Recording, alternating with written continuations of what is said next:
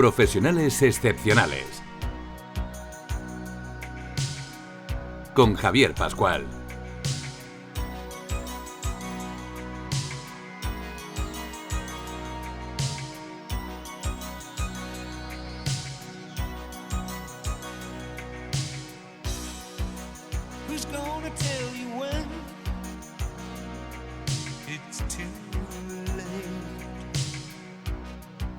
Con el patrocinio de la Fundación para el Fomento de la Innovación Industrial.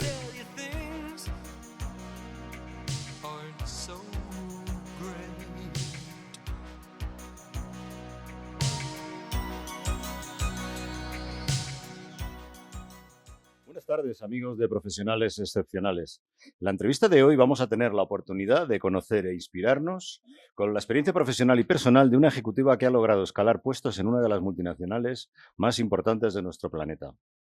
No nos vamos a cansar de decir en este programa y de resaltar la valía de los ejecutivos que proporciona este país formados en nuestros centros universitarios y cómo su valía y capacidad personal los hace ser reconocidos para ocupar puestos del más alto nivel en empresas multinacionales.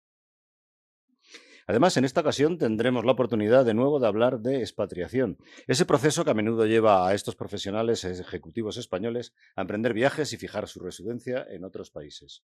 Nuestra entrevistada de hoy no solo nos hablará del desarrollo profesional de su carrera, sino que además nos inspirará con las numerosas actividades que desarrolla en su vida privada. Judith García Galeana es consultora de negocios y ex vicepresidenta senior de los Centros de Servicio Globales de 3M.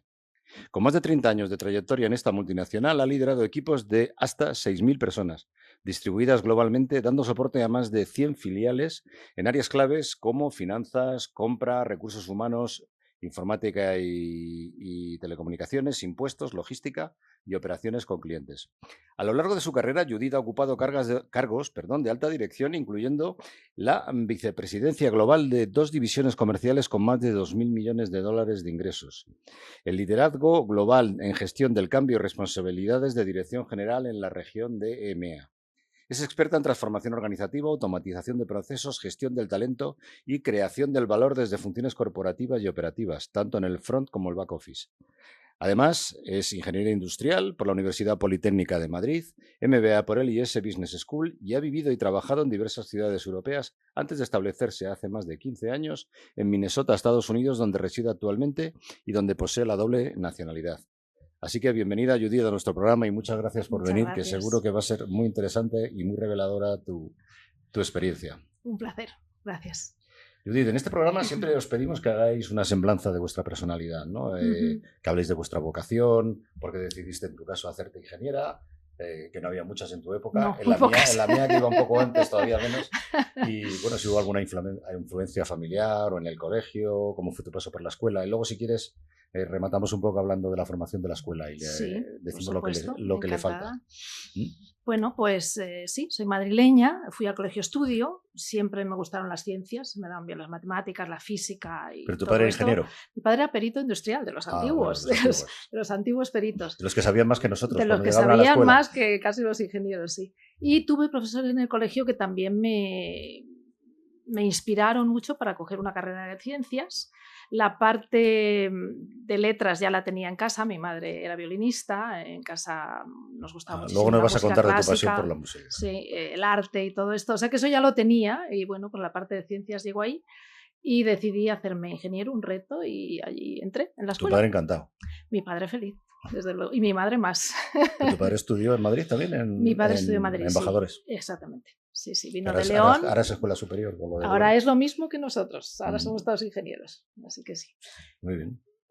¿Y qué me quieres decir de la escuela? ¿Aprendiste mucho pues en la escuela... o te faltó formación para todo ese carrerón que has tenido Aprendí después? mucho y unos conocimientos técnicos importantes, diría yo, teóricos importantes.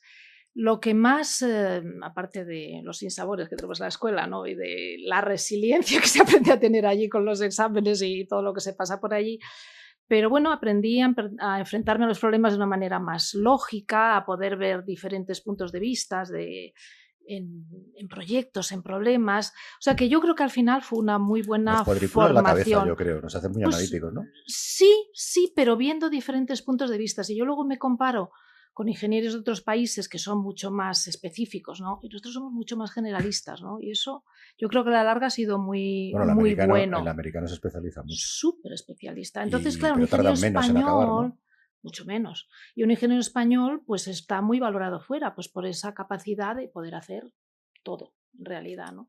Lo que sí echa en falta, y eso lo comento con el director de la escuela, lo sabe de siempre, y con la Politécnica, falta un poco esa formación más empresarial, ¿no? De que hace un ingeniero en una empresa, ¿no? Además de calcular y todo esto. En el máster que luego lo hice, claro, luego lo hice después en el máster, pero eso pues estaría bien que en la escuela se hiciera un poquito más. Tú piensas más. como yo que el máster hay que esperar un poquito y trabajar primero, ¿verdad? Sí. Y yo trabajé. A todos los chicos. Y yo, de hecho, no hice el máster hasta 10 años después de Es que cuando lo aprovechas, carrera. La gente ahora lo hace para encontrar trabajo porque le da cierta categoría al título, pero yo creo que no lo aprovechas.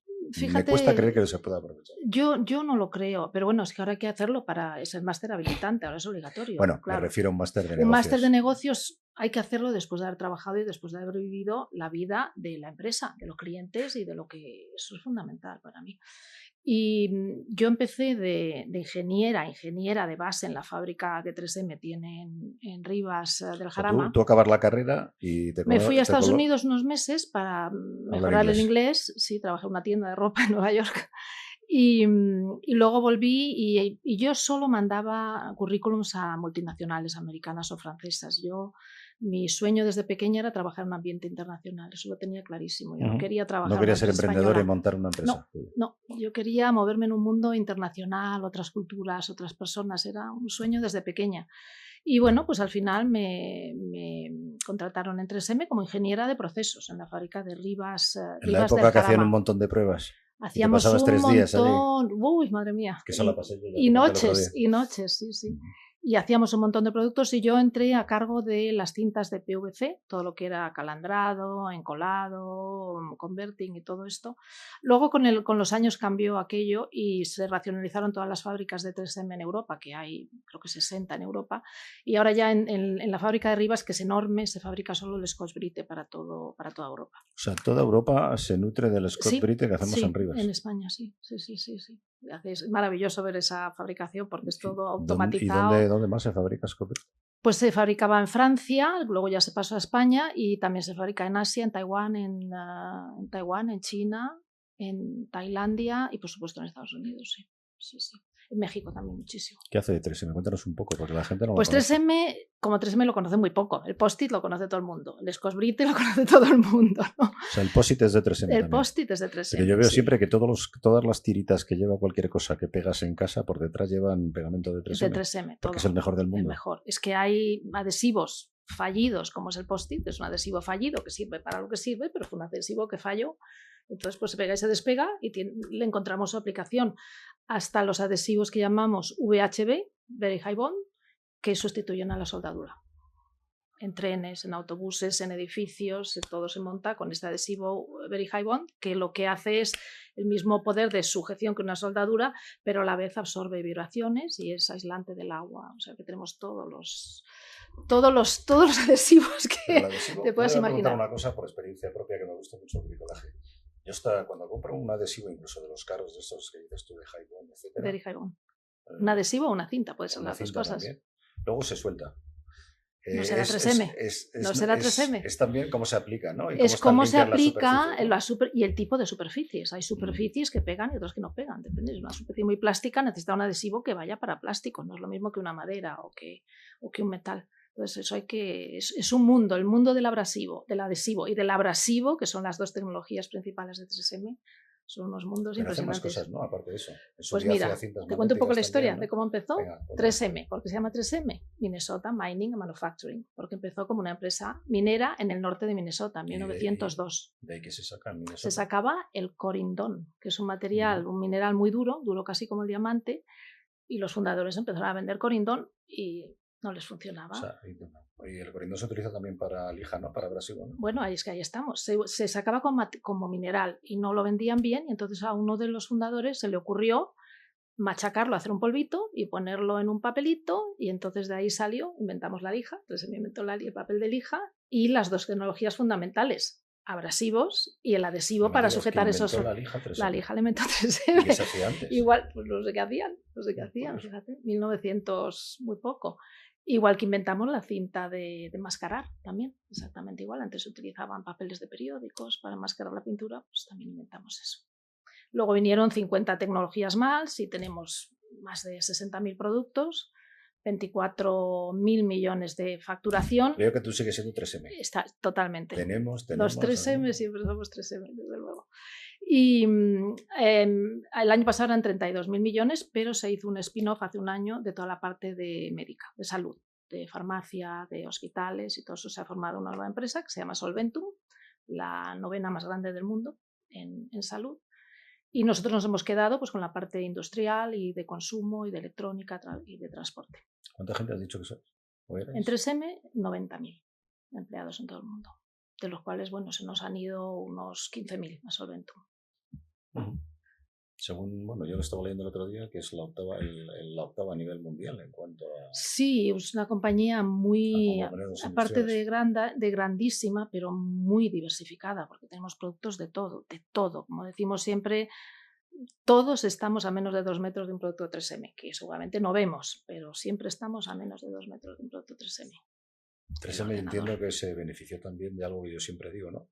El gran ejemplo del desarrollo en los 60 a través de la NASA de toda la I+D de Estados Unidos. Exactamente. Y estuvo de en la hecho, carrera espacial también. Y de hecho, cuando Armstrong llegó a la Luna, la huella esa de la Luna pues era de su suela y esa suela estaba hecha con un material cerámico de 3M, así que eso fue nuestro. Y dedican pues el 6% de las ventas, no del beneficio, de las ventas a investigación y desarrollo. Que creo que en España, ese aspecto, a nivel país no llegamos al 1,5. Pues así todos los años, pero claro, es un reto muy grande porque el 30% de las ventas de todos los años tienen que ser de productos de los últimos 5 años. Eso es el reto que siempre tenemos, ¿no? Entonces, continuamente de renovar la oferta. Desarrollar productos y por eso esa inversión en innovación. ¿El I+D que lo tenéis en India? No, lo tenemos en Minnesota, es la gran central, pero en Neuss, al lado de Düsseldorf, tenemos un laboratorio grandísimo y luego tenemos también en China y tenemos por supuesto en Japón también. ¿Qué papel ocupa España dentro de 3M como filial? Uy, el número, eso me pillas un poquito así, pero pequeñita. España Nunca ha sido grande, ¿no? Nunca ha sido grande. En Europa es la cuarta. En Europa es la cuarta, sabiendo que Europa es el 20%, Europa es casi el 20% de las ventas de la compañía y España es la cuarta de Europa. Bueno, entre 100, pues no sé, seremos la número 30 y algo. Era solamente por tener una idea. La más grande en Europa, ¿quién es? ¿Alemania? La más grande es Alemania, luego Inglaterra y luego Francia. ¿Con fábricas también, no? Sí, muchas. Sí, muchas. En Alemania muchas fábricas, sí, sobre todo mucho tema de automoción. Mantener las fábricas, ¿no? Sí, bueno, tenemos la fábrica de Rivas, es muy grande, sí. ¿Y cómo es la competencia? Pues claro. Hay muchos estropajos, por ejemplo. Sí, ninguno tan bueno como 3M, desde luego. Eso se copia al final, ¿no? Sí, se copia. Creo que la patente era de 3M. Era nuestra, lo inventamos nosotros, un no tejido con unos minerales y unos adhesivos, que eso ha ido cambiando. Por ejemplo, ahora hay unos escobrites que gente los conocerá, que son con puntitos, que no es un no tejido, sino son unos puntitos que la comida no se queda enganchada. Entonces sí hay competencia, pero cuando dicen ¿quién es la competencia de 3M? Pues depende. Competencia de cintas, competencia de consumo, competencia de electrónicos, depende. No hay una compañía que digas es la competencia de 3M. Pues no. Muchas. ¿Algo más de 3M o pasamos a que nos cuentes cuál ha sido tu historia? Una compañía maravillosa y desde luego merece la pena informarse un poco de la historia y de todo lo que hacen. Además, una compañía de las más éticas del mundo. Yo no sé cuántos años lleva siendo de la más o una de las top éticas del mundo, porque el tema de los valores, que para mí además es importantísimo, pues es algo que es intocable, ¿no? Sí, eso es algo que yo quería hablar contigo hoy, porque realmente el tema de la responsabilidad social corporativa de las multinacionales les lleva a invertir muchísimo gasto en ello. La gente piensa que las multinacionales solamente son destructoras del medio ambiente, ¿no? Uy, por Dios. Nosotros en el año 3M, en el año 70 y tanto, 72 o así, ya sacó un programa que era el programa 3P, Pollution Prevention Pace. Entonces empezamos a eliminar residuos, emisiones, hace en el año 70 y tantos ya. O sea que sí, sí, sí. Eso siempre lo he llevado muy a rajatabla, ¿no? Pero ética no solamente en la parte de medio ambiente, sino también en la parte de cómo hacer negocios, ¿no? Evidentemente. Y yo misma he sido testigo y he vivido en algunos países en desarrollo en que nos pedían los gobiernos o los clientes nos pedían algún tipo de ayuda o de eso, y siempre se ha dicho que no, antes de hacer una venta que hacer algo que no sea ético. Que no sea Eso ético. lo tenemos clarísimo. ¿Seguís teniendo minas o no? Tenemos una mina, sí, porque hay una división que se llama Industrial Minerals, que solamente vende en Estados Unidos, donde hay un mineral que se usa para las tejas de los tejados americanos, las shingles. Es un mineral que se explota y se colorea y se hacen estas tejas así como sintéticas, por así decirlo, que en Estados Unidos es un mercado enorme, enorme, somos prácticamente los líderes. Sí, de hecho, yo una vez me Las sorprendió. shingles le llaman, sí. Me sorprendió porque empresas españolas, me parece que era Ferrolandi que hacía también tejas, la de silicio, pero que estaban fabricando y vendiendo para Estados Unidos, algunas desde Venezuela también, porque la teja que se utiliza sobre todo en Florida, en todos estos sitios, Claro, es sí.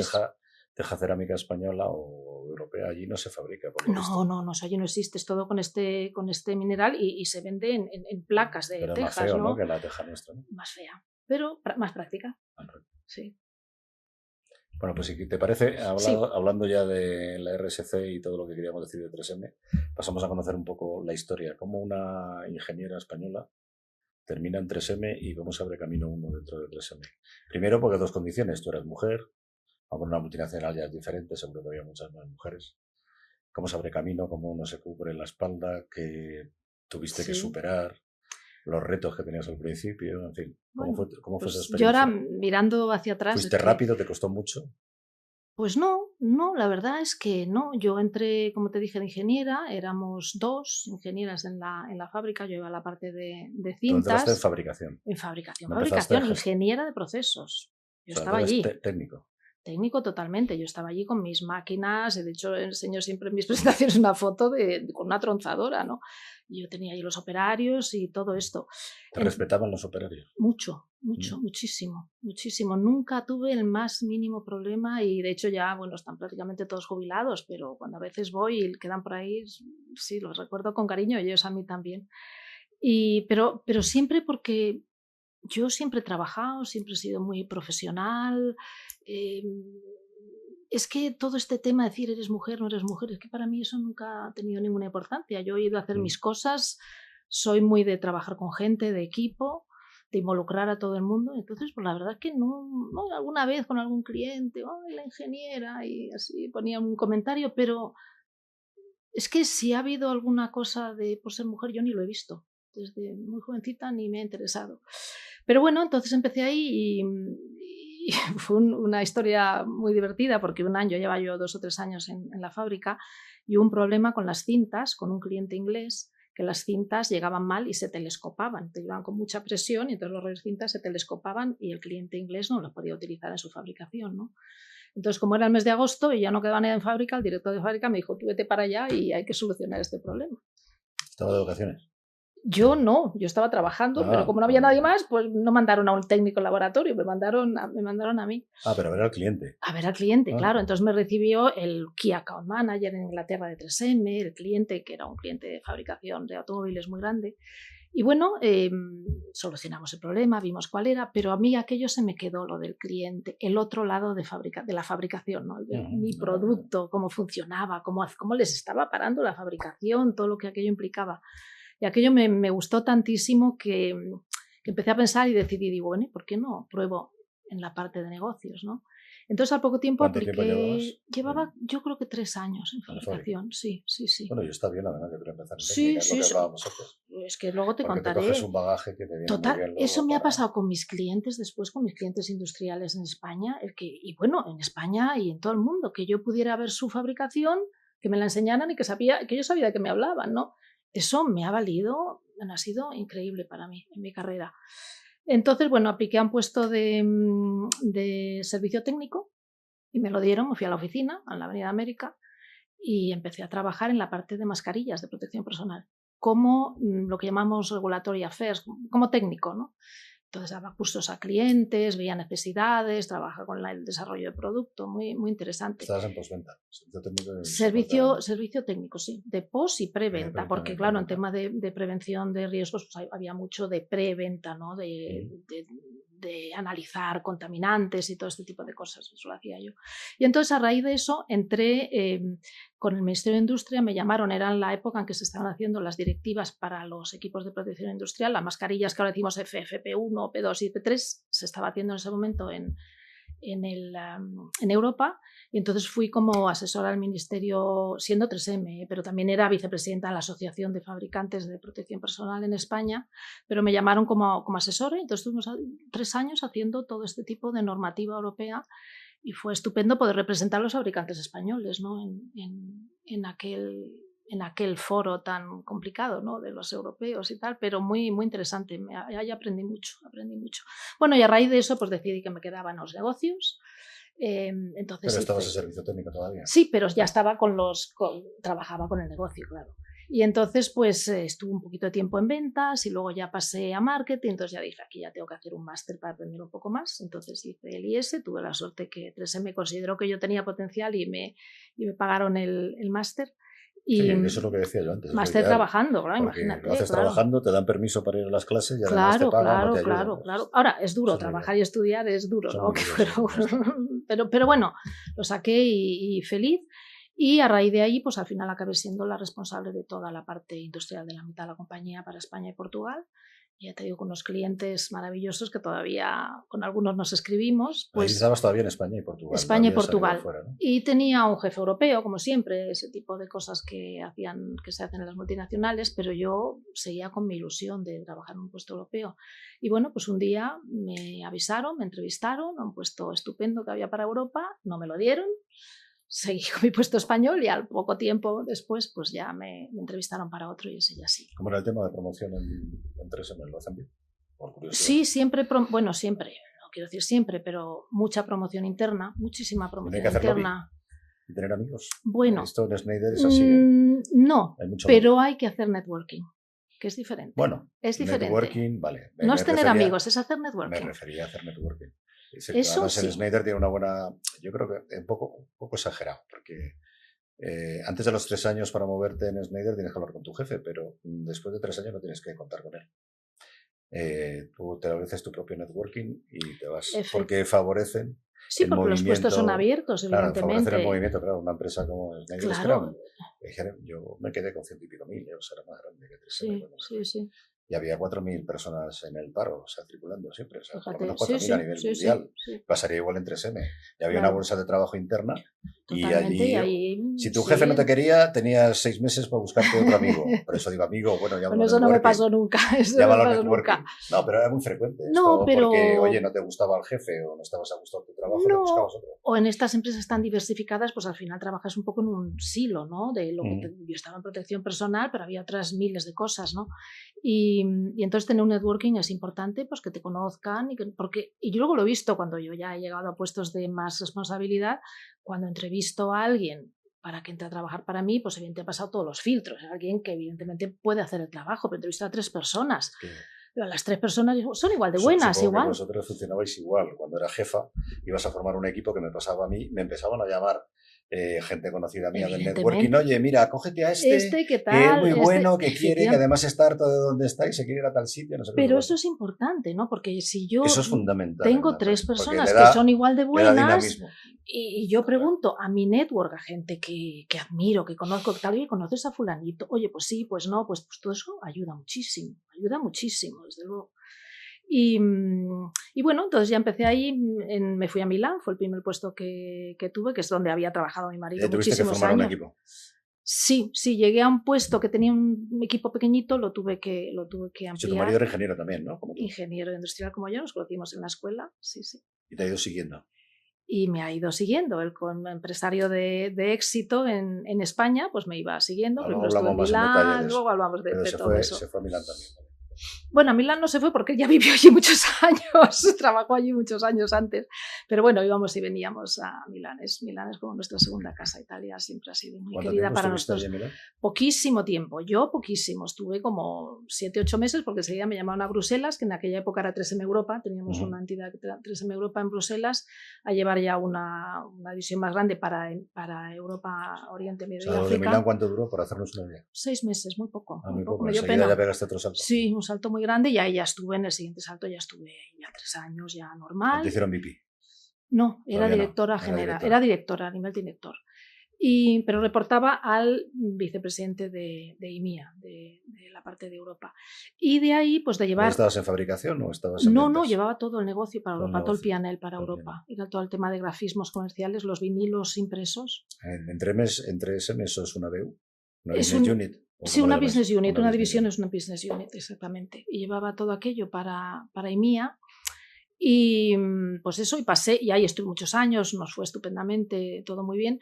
Y de llevar una división o una business unit para todos los países de IMIA, pues pasé al siguiente puesto, que fue de directora general de 3M Turquía. Entonces, era llevar todos los productos para 3M Turquía. ¿Te vino bien la experiencia de ser directora general de un país? Muchísimo, me encantó. Es un trabajo, ese trabajo es maravilloso, a mí me encanta. ¿Había fábrica allí? Sí, además montamos... Yo cuando llegué, la fábrica pequeñita se amplió muchísimo y hicimos otra fábrica más. Y además era un momento que Turquía, al año 2003, a principios de los años 2000, y Turquía era aquello una bomba, como iba creciendo. Sí, yo estuve llevando ese país, pero ya más tarde, y me sorprendió. Maravilloso. Me sorprendió trabajar la calidad con la de gente. los profesionales que tienen. Impresionante. La calidad de profesionales y el empuje que tienen para conseguir 3 años y pico, sí, nos encantó. ¿Y te hicieron representante legal?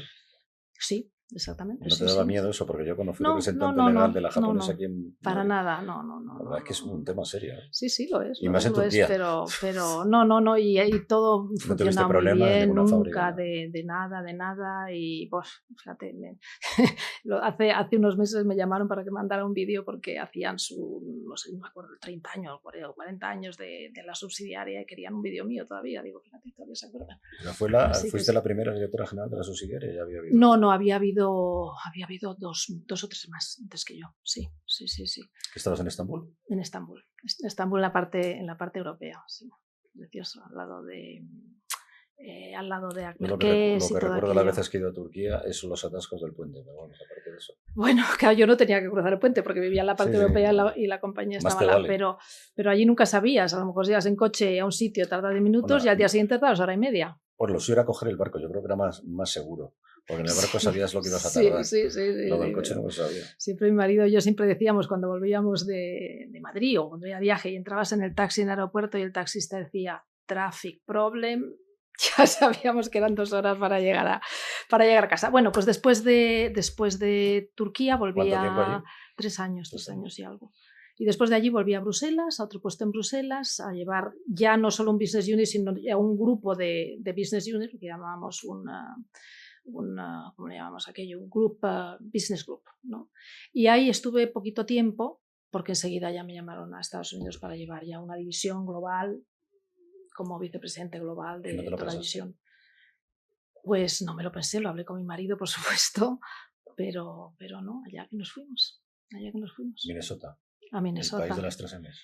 El país de las 3 M's, el país de las 4 estaciones y de las 3 M's, sí, como decimos, porque tenemos las 4 estaciones perfectas: frío, verano precioso, primavera preciosa, otoño precioso. ¿Te parece? Hacemos un pequeño descanso. Adelante. Y nos enganchamos ya en Minnesota, tu última etapa, y empezamos a hablar de lo de la expatriación y todo eso. Perfecto, muy bien.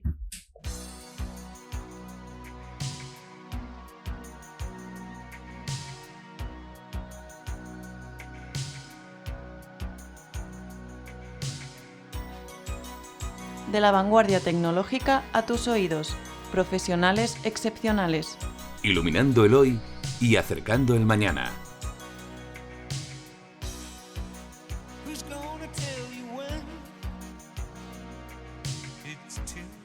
Bueno, Judith, vamos a seguir con tu etapa, ya la última etapa, la más importante, supongo, en Estados Unidos. Sí. Decides irte. ¿Allí qué consigues? ¿Qué consigo? Pues primero descubrir un país maravilloso en el aspecto personal, tanto para mí como para mi marido. Cuando fui, estaba de presidente Inge Thulin. No, ¿quién estaba de presidente? McNerney. Ay, es verdad, por Dios. Jim McNerney, que había sido uno de los que iban a ser delfines de Jack Welch en General Electric. Y entonces cuando Jack Welch se jubiló y eligieron a uno de los 3 que tenía delfines, pues no fue Jim McNerney se vino para 3M. Y que luego se fue el presidente de Boeing. Después de 3M se fue a Boeing. ¿Quién era el presidente de Estados Unidos?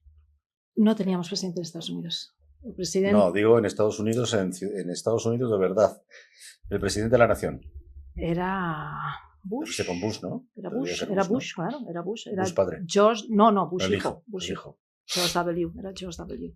Pues eso, descubrí un país maravilloso, descubrí una manera diferente de trabajar, ¿no? A la que me tuve que adaptar, no es que me costara mucho, yo soy muy adaptable para todo, pero bueno, una manera diferente de trabajar de los profesionales de allí y bueno, el llevar un negocio a nivel mundial, que eso para mí es que era un sueño, es que era un sueño. ¿A quién reportabas? Reportaba al Executive Vice President de todo el grupo de industria y seguridad. Yo llevaba una de las divisiones mundiales. ¿Era diferente lo que habías hecho hasta ahora? Bueno, era diferente en el que es a un nivel mundial. Eso era lo que era diferente y que trabajaba con otros países que yo no había trabajado nunca, ni con Latinoamérica, ni con Asia, ¿no? Ni con Estados Unidos directamente, ¿no? Con clientes de allí. Pero bueno, al final es llevar un negocio. Y el negocio es el negocio, ¿no? Pero... Los negocios se llevan con mucho sentido común. Efectivamente. Es el menos común de los sentidos. Efectivamente. Y tratando de simplificar y escuchando a los clientes y tratando de que el equipo, sobre todo para mí, que el equipo pues sea todo uno, que todos estemos en el mismo barco, que todos entiendan a dónde vamos y que todos sepan cómo nos miden y cómo vamos a tener éxitos como equipo, ¿no? ¿Cómo ves tú una multinacional? Porque esa es una de mis pasiones, estudiar cómo funcionan las multinacionales. 100.000 personas, ¿cómo se consigue estar focalizado en el cliente? Yo creo que no se consigue, sinceramente, pero tú tienes tu opinión. Yo creo que sí, porque cada uno tiene su rol, ¿no? Y entonces, claro, tienes tu equipo de ventas, tu equipo de marketing, tu laboratorio, fabricación, tienes todo esto, entonces es cuestión de priorizar, ¿no? Y todo el equipo de ventas y de marketing y de laboratorio tiene que estar de cara al cliente. Para mí, yo lo veo así de claro, ¿no? Y empezando por mí, por la líder del equipo, ¿no? Yo dedicaba muchísimo tiempo a estar con clientes, muchísimo tiempo, que yo veía a algunos compañeros míos que no lo hacían. Pero para mí es que es fundamental, ¿no? ¿Qué aprendiste acerca del liderazgo y de trabajar con otras culturas? ¿Cuáles son los secretos del éxito? Escuchar, que yo no era muy buena escuchando. Eso era una de mis áreas de mejora, pero escuchar y tener muy claro que la que llegaba nueva era yo. Que el equipo estaba allí, aunque yo amplié el equipo y tal, pero el equipo estaba y la cultura de ese equipo, porque dices la cultura de un país, la cultura de tal, pero también cada división y cada equipo tiene su propia cultura, ¿no? Esa cultura estaba ahí, yo era la que llegaba nueva, ¿no? ¿Supiste amoldarte? Supe amoldarme, sí, y nunca he tenido problemas con eso, ¿no? Pero también cambiar lo que había que cambiar, ¿no? Pero primero era yo la que llegaba nueva y para mí eso fue muy importante. El network que hemos hablado antes, pues tener un network de personas que hay momentos que cuando llegas a un sitio nuevo y eres el líder, pues te sientes solo y te sientes sola, ¿no? Pues poder hablar con gente que yo conocía de mi network y simplemente escuchar otra opinión y conocer al equipo perfectamente, eso lo aprendí en Turquía. Preocuparte de ellos como personas, entiendo. Como personas, y saberme el nombre de todos ellos, es que eso es fundamental, ¿no? ¿Los de los que piensan que tienes que tener los mejores o simplemente sacar lo mejor de cada uno de los que Yo tengo que sacar lo mejor de cada uno, pero tengo que tener un equipo totalmente diverso, porque lo que también me he dado cuenta que todos tendemos a elegir a personas que se parecen a nosotros. Es un error. Error garrafal. Entonces si a mí no me gustan los detalles, que es el caso, yo tengo que tener gente que le guste trabajar en los detalles. Si no, aunque digas, bueno, de primeras pues no encajamos bien, ¿no? Pero el crear un equipo que esté balanceado en todas las habilidades y todo lo que se necesita, fundamental. O sea, entiendo que tú cuando te han hecho el DISC, el perfil es de... Es que yo no tengo el DIS, yo tengo el otro, pero sí, igual, sí, totalmente. Yo estoy en el de los colores, estoy en el rojo y en el... Si además tienes una mente que vaya rápido, como es la tuya, que entiendo que te va muy rápido, ¿qué pasa? escuchar a veces es difícil porque quieres que vayan al grano y te empiezan a dar rodeos. Y porque piensas que ya Que sabes ya lo que es lo que sabes, van a decir, ¿no? Y esto te traiciona. Lo que tú dices de la red de mejoras. Pero yo una cosa que siempre hice en todos los puestos que iba, yo al poco tiempo de estar, yo les pedía a todos que me hicieran un 360, ¿no? Que hicieran su feedback formal, ¿no? Y entonces cuando yo recibía los resultados, yo me sentaba con ellos y se los comentaba. Hombre, los planes de mejora del equipo, evidentemente. Yo se están lo basados comentaba, en eso. esto es lo que decís de mí, cómo puedo mejorar en esto, y lo que me solía salir, y al final me salía menos, era que iba demasiado rápido para algunos, ¿no? Pero eso es un problema. También hay jefes que tienen una capacidad de trabajo muy alta y no todo el mundo tiene la misma capacidad de trabajo. Totalmente, Y les totalmente. abruma, Cada uno les tiene abruma. tiene su ritmo, por eso que hay que No tiene sus valores. entender Cada todo uno eso, aporta al equipo. efectivamente. Pero el decir somos todos estamos en el mismo barco, y eso para mí es fundamental. Y has aprendido a distinguir una cosa que yo siempre le digo a mis managers: lo importante de lo urgente. Sí. Aquí en España corremos por todo. Uy, sí, pero hay veces que no puedes evitar tener que trabajar en lo urgente. Es el gran error de la organización de las empresas. Sí, Eso y el manejo de la agenda. totalmente. El manejo de la agenda que se pierde al final por eso, por poner encima cosas que son urgentes que no son importantes. Bueno, pero para mí el manejo de la agenda es importantísimo en reuniones y todo. Yo odio las reuniones, porque cuando empieza la reunión y aquello que es... Entonces, para mí lo de los tiempos en las agendas siempre ha sido fundamental. Lo he llevado a rajatabla, ¿eh? A veces un poco demasiado, pero sí. ¿Y el liderazgo cómo lo ves? Pues ¿cómo lo se veo? consigue ser líder? Pues yo creo que involucrándose, trabajando, walking the talk, es lo que digo yo siempre, es que hay que ser el primero y dando las gracias y valorando lo que hacen y cuando cometemos errores, que todos lo cometemos, evidentemente aprendiendo de los errores, ¿no? Pero yo lo que veo es todos tenemos nuestro puesto. Uno es un líder y otro pues está en un nivel más abajo o lo que sea. Pero todos contribuimos a algo, no podríamos hacer lo que hacemos si no fuera por todos. Entonces, valorar a todo el mundo por lo que hace y demostrárselo, ¿no? Eso para mí es lo más importante. Siempre me ha ido muy bien. Yo nunca he tenido problemas de gente. Hombre, a veces he tenido que prescindir de gente porque no encajaban. Eso es verdad, ¿no? Que eso es también duro, ¿no? Pero siempre hemos conseguido los objetivos. Yo siempre he trabajado bien, la verdad. Hay días peores que otros, pero... ¿No has tenido malos momentos? Sí, evidentemente he tenido malos momentos, sí, claro que he tenido, pero en el esto general, pues lo he disfrutado muchísimo, la verdad. ¿Y la soledad del jefe al despacho? ¿Se la has vivido? Pues no tanto, pero es verdad que hay momentos que sobre todo al principio en los diferentes puestos, que te sientes un poco sola, pero yo lo he solucionado con mi network. Pues a veces me iba a hablar con otro vicepresidente que conozco y que admiro y que es buenísimo. Y bueno, pues hablas y no es que él vaya a tomar una decisión por ti, pero no, tampoco demasiado, la verdad, tampoco demasiado. Soy muy positiva, se nota, ¿no? Bueno, muy es positiva, siempre. Eso es otra virtud también. Siempre pienso que todo es para bien. Siempre lo pienso. ¿Has tenido que echar a gente? Mucha gente. Gracias a Dios no mucha gente, pero algunos sí, pero bueno, lo he intentado siempre hacer de la manera más correcta posible y la compañía, gracias a Dios, en eso siempre ha ayudado muchísimo. Pero es una parte dura de ser jefe. Es muy dura, eso es lo peor, pero bueno, si tienes herramientas para que el trago, para la persona que se va, que el trago no sea tan malo, pues siempre es mucho mejor, ¿no? Eso desde luego. Pero también, gracias a Dios, pues siempre he estado en sitios de crecimiento y no he tenido que reducir mucho. ¿Algo más de tu etapa allí? ¿De bueno, los secretos pues, del éxito que quieras cumplir? Secretos del éxito, pues eso, trabajar, ser transparente, compartir los objetivos, siempre lo primero. Yo mis objetivos, según los acordaba con mi jefe, yo se los pasaba a todo el mundo. Todo el mundo tenía que saber cómo me iban a venir, porque evidentemente todos estábamos en el mismo barco. Y celebrar los éxitos y estudiar las cosas que no han ido también, ¿no? Estudiarlas juntos también. Se el refuerzo positivo y el negativo también. Sí, efectivamente. Es importante con los equipos. El dar las gracias.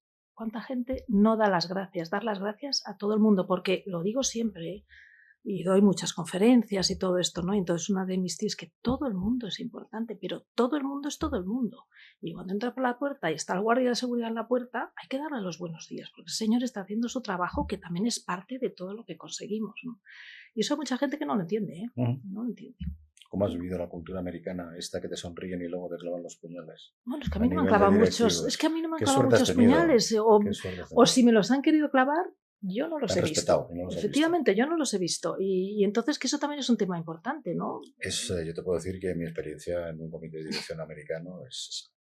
O sea, los españoles estamos acostumbrados a ir de frente, entonces tú piensas que una sonrisa significa un amigo. No, en Estados Unidos una sonrisa no es un amigo. No. La otra puede estar guardando Una sonrisa al día siguiente. puede decir que te entienden, es lo que quiere decir que te están entendiendo. Yo creo que por un lado tienes ese problema, luego depende de tu nivel de inglés, evidentemente. Yo en la comité aquel le tenía un griego y yo. Pero te juro que no tenían ninguna intención de que entendiéramos nada. O sea, hablaban no en inglés, en americano y a toda velocidad. Ya, no he tenido problema con eso nunca. No. Eso es otra cosa que debería de tener también, bueno, pues un poquito de consideración. Y yo creo que Pero es que el inglés es el idioma del mundo, es que no lo podemos evitar, sí, entonces... Pero estamos acostumbrados a los que hemos trabajado en multinacionales al inglés europeo, que el inglés europeo es un inglés macarrónico. Que todos nos entendemos con todos los acentos. Que se sigue muy bien, que sí, no tiene casi acentos ni dejes especiales. Pero los americanos no se dan cuenta que cuando hablan muy deprisa en una reunión en la que tienes que entender todo, es difícil a veces. Pero yo estudié inglés, ya no existe, en la Asociación Cultural Hispano-Norteamericana aquí en España, hace muchos años, National, y luego en Nueva York, o sea que no tengo problema con eso. Si te parece, hablamos un poco de la expatriación. ¿Cómo se hace eso? ¿Qué le recomendarías al que se tenga que expatriar? Porque lo tuyo en Estados Unidos no era precisamente irse aquí al lado. Pues no, pero bueno... ¿Qué pensaste cuando te lo ofrecieron?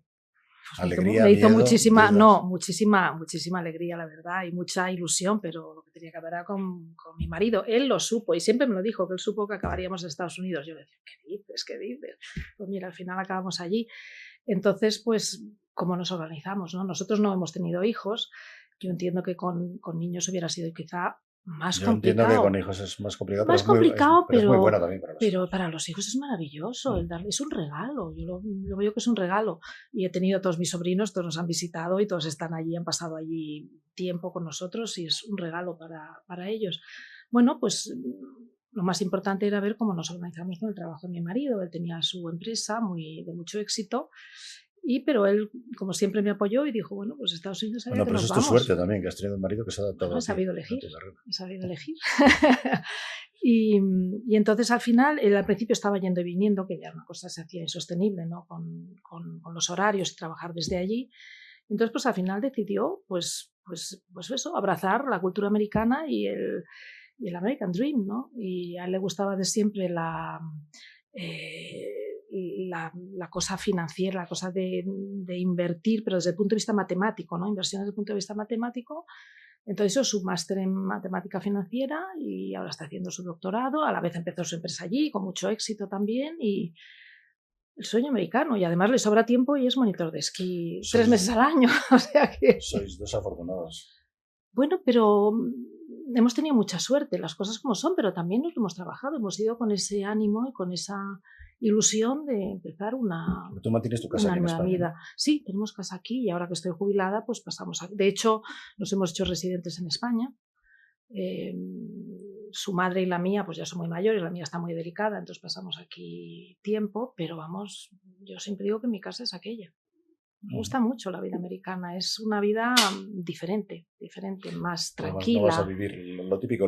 Muchos expatriados se quejan de algunas multinacionales españolas, sobre todo en Latinoamérica, de la vuelta, ¿no? La vuelta siempre es dura. Sí. Porque llegas con un sueldo inferior y muchos de ellos ya casi en vías de prejubilarlos, ¿no? Que ha pasado mucha gente Es que yo cuando me fui a Milán, eso estaba clarísimo en mi contrato. Yo me iba, 3M siempre me iba a dar un puesto, pero yo no sabía dónde. Entonces yo no me fui con vuelta, yo me fui para siempre. ¿Tú te veas con contrato local?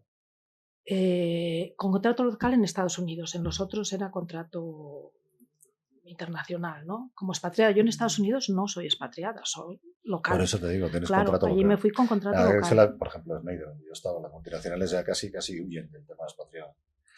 Todos los chicos que se han ido moviendo, que estuvieron conmigo, les iban haciendo contratos del país en donde iban a trabajar. Claro. Nosotros en Estados Unidos nada más.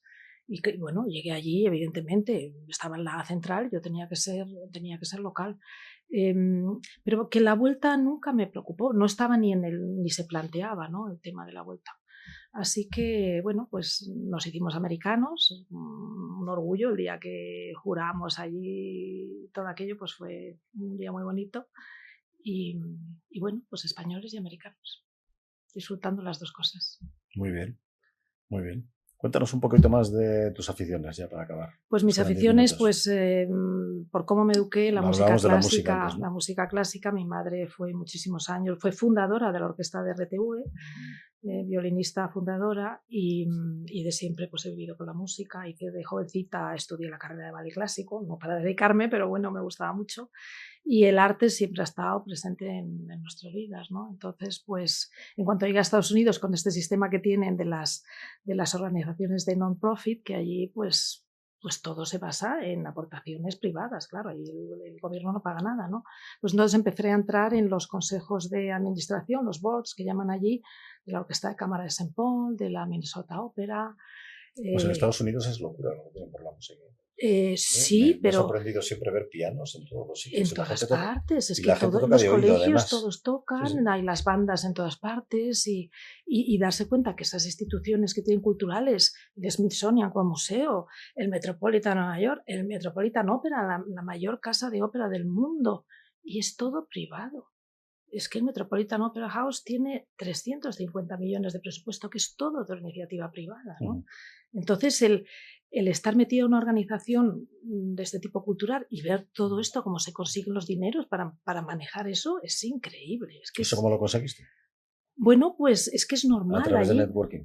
Sí, pero es que allí es normal, es que allí todo el mundo hace voluntariado. El que tiene muy poquito, pues se mete a lo mejor en la iglesia. El que quiere dar más y más tiempo, pues se mete en una organización grande. Entonces yo entré en estas de música y luego entré en Clues, que es una organización para ayuda de familias hispanas con pocos recursos, muy grande, muy grande. Y entonces ahí también estoy de voluntaria y luego en el board, ¿no? Entonces ayudando, y ahora muy importante, con esta situación que tenemos ahora, pues muy importante ayudarles, ¿no? Y pues esa parte de voluntariado que fue para mí, para Alberto y para mí, un descubrimiento en Estados Unidos, en España no existe, sí, tú aquí das dinero, un poquito por aquí, un poquito por allá, pero el involucrarte con tu tiempo a todos los niveles, a todos los niveles, involucrarte con tu tiempo para ayudar a una organización de lo que a ti te gusta, luego te lo desgrabas todo, evidentemente, todo lo que pagas esta organización te lo desgrabas. Eso para mí fue un descubrimiento increíble, increíble, y ese nivel de todo el mundo, todo el mundo es el give back, todo lo que tenemos hay que volvérselo a dar a la sociedad. Eso está enraizado de una manera increíble, y en Minnesota especialmente, es un estado muy, muy solidario. O sea que veo que no vuelves. Sí, vuelvo, estoy aquí, paso aquí más de 6-7 meses al año ahora, vamos, lo que pensamos estar, aquí he entrado en el Museo del Prado también, como en el nivel más alto de amigos del Museo del Prado, y claro, me encanta estar aquí, pero la vida allí es diferente, me gusta más.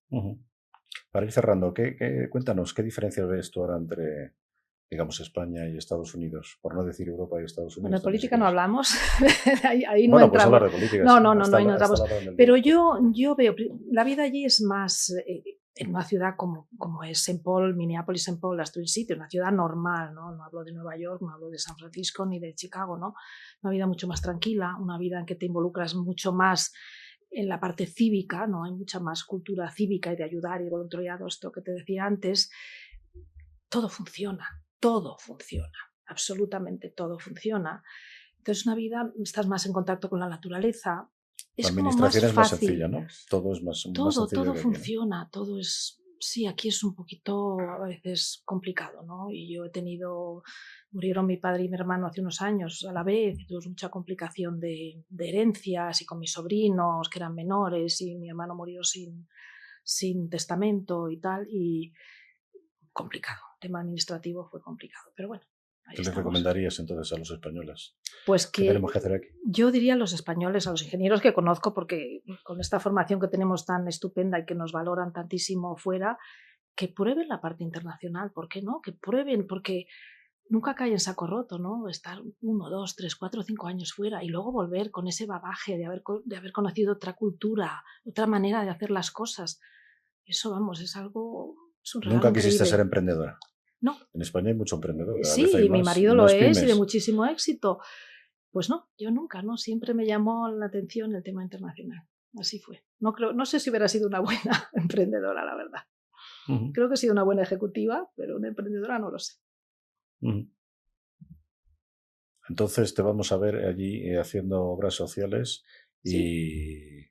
ayudando a la gente necesitada de Estados Unidos, que ahora, como Sí. tú decías, aunque no hablemos de política, es un momento delicado, ¿no? Es un momento delicado, La sobre gente lo todo está para la pasando gente mal, ¿no? Con el tema de las inmigrantes. Hay mucho exportaciones. inmigrante indocumentado, nunca les llamamos ilegales, les llamamos indocumentados, que llevan allí muchos años trabajando, pagando sus impuestos, ojo, Los pagando ilegales sus pagan impuestos. impuestos. Los indocumentados pagan impuestos, tienen sus ¿El empresitas y indocumentado es pagan. igual que ilegal? Sí, pero es que ilegal tiene una connotación muy negativa, que por eso no queremos, no El lo usamos nunca. indocumentado, Es lo mismo. un indocumentado, ¿cómo paga impuestos si no tiene documentos? Porque conducen, tienen su carnet de conducir y pagan impuestos. curioso. Sí, es O una sea, cosa que curiosa. es como permisivo, pero no estás, acabas de estar allí. Efectivamente. Lo que pasa es que es gente que ha Porque entrado. es un poco abuso, ¿no? Por parte de la administración. Claro, y luego es muy difícil una vez que ya te has pasado los 3 meses, la gente que ha entrado como turista y se queda más de 3 meses, que ha sido la mayoría de los casos, ya es una ofensa federal, ¿no? Ya estás ilegal porque te has pasado los 3 meses, ya no puedes estar allí. Pero bueno, se ha hecho la vista gorda porque es una gente que ha trabajado y que siguen trabajando muchísimo y aportan muchísimo al país, ¿no? Pero luego no hay un mecanismo fácil para legalizarles, ¿no? Entonces ese es el problema que tenemos allí, ¿no? Ese es el problema. ¿Qué haces ahora, aparte de todas esas obras sociales? ¿También das conferencias? Yo tengo una conferencia. Sí, me llama. Estoy aquí en el consejo asesor de la Escuela de Industriales, en nuestra alma mater. Entonces, pues me llaman para dar charlas en algunos sitios, aquí y allí. En Italia estoy también colaborando con la Universidad de Bolonia en Italia y con un grupo de Key Account, entrenamiento para Key Account Leadership en Milán. Entonces, pues también voy para allá de vez en cuando, pues eso, cositas. Pero acabar, disfrutando la vida. Nos quedan 2 minutos, te voy a hacer la pregunta indiscreta. Dime. De toda tu historia, ¿qué es lo que cambiarías? De tu historia de éxito. Nada, absolutamente nada. Es una persona afortunada, entonces. Sí, siempre lo he dicho, y con mucha suerte. No cambiaría nada, en absoluto. Eso significa que no... Todo lo que he vivido, con lo bueno y lo malo, aquí está. Sí, no estoy hablando de cosas buenas y malas, las tiene todo el mundo, pero claro. Cosas que dices, bueno, perdí aquí el tiempo, no debía haber hecho esto. No, porque todo al final me ha llevado a lo que me ha llevado, a ser quien soy, a estar donde estoy y no cambiaría nada. Muy bien. Muchísimas gracias, Javier. Si un placer. no tienes nada más que añadir, nada, encantada dejamos de estar aquí. Gracias. Muchas gracias. Bien. Cuando quieras puedes volver. De la vanguardia tecnológica a tus oídos. Profesionales excepcionales. Iluminando el hoy y acercando el mañana.